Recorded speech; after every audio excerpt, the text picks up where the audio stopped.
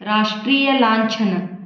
ನಮ್ಮ ರಾಷ್ಟ್ರೀಯ ಲಾಂಛನ 4 ಮುಖದ ಸಿಂಹ. ರಾಷ್ಟ್ರೀಯ ಲಾಂಛನದಲ್ಲಿ 4 ಸಿಂಹಗಳು 4 ದಿಕ್ಕುಗಳಿಗೆ ಮುಖ ಮಾಡಿವೆ.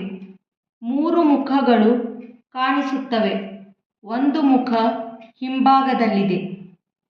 ರಾಷ್ಟ್ರೀಯ ಲಾಂಛನವು ವೃತ್ತಾಕಾರದ ಪೀಠದ ಮೇಲೆ ನಿಂತಿದೆ.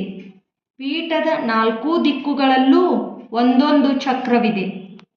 ರಾಷ್ಟ್ರೀಯ ಲಾಂಛನವನ್ನು ಸಾರನಾಥದ ಅಶೋಕ ಶಿಲಾಸ್ತಂಭದಿಂದ ತೆಗೆದುಕೊಳ್ಳಲಾಗಿದೆ. ಭಾರತ ಸರ್ಕಾರ ರಾಷ್ಟ್ರ ಲಾಂಛನವನ್ನು 26 ಜನವರಿ 1950ರಂದು ಅಂಗೀಕರಿಸಿತು. ಪೀಠದ ಚಕ್ರಗಳ ನಡುವೆ ಆನೆ, ಗೂಳಿ, ಕುದುರೆ, ಸಿಂಹಗಳ ಚಿತ್ರಣವಿದೆ. ಪೀಠದಲ್ಲಿರುವ ಚಕ್ರವನ್ನು ಧರ್ಮಚಕ್ರ ಎಂದು ಕರೆಯುತ್ತಾರೆ. ರಾಷ್ಟ್ರಧ್ವಜದ ಬಿಳಿಯ ಪಟ್ಟಿಯ ನಡುವೆ ಈ ಚಕ್ರದ ಚಿಹ್ನೆ ಇದೆ.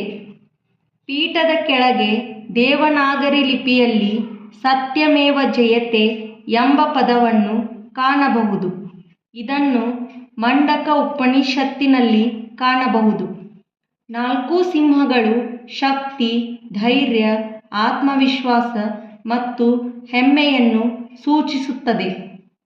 ರಾಷ್ಟ್ರೀಯ ಲಾಂಛನವನ್ನು ದೇಶದ ವಿವಿಧ ಸರ್ಕಾರಿ ದಾಖಲೆಗಳಲ್ಲಿ ದೇಶದ ಕರೆನ್ಸಿಯ ಮೇಲೆ ಕಾಣಬಹುದು. ರಾಷ್ಟ್ರೀಯ ಲಾಂಛನವು ಭಾರತದ ರಾಷ್ಟ್ರಪತಿ ಮತ್ತು ಕೇಂದ್ರ ಸರ್ಕಾರ ಮತ್ತು ರಾಜ್ಯ ಸರ್ಕಾರಗಳ ಅಧಿಕೃತ ಮುದ್ರೆಯಾಗಿದೆ. ದೀನಾನಾಥ್ ಭಾರ್ಗವ್ ಅವರು ಭಾರತದ ರಾಷ್ಟ್ರೀಯ ಲಾಂಛನವನ್ನು ವಿನ್ಯಾಸಗೊಳಿಸಿದರು. ಧನ್ಯವಾದಗಳು.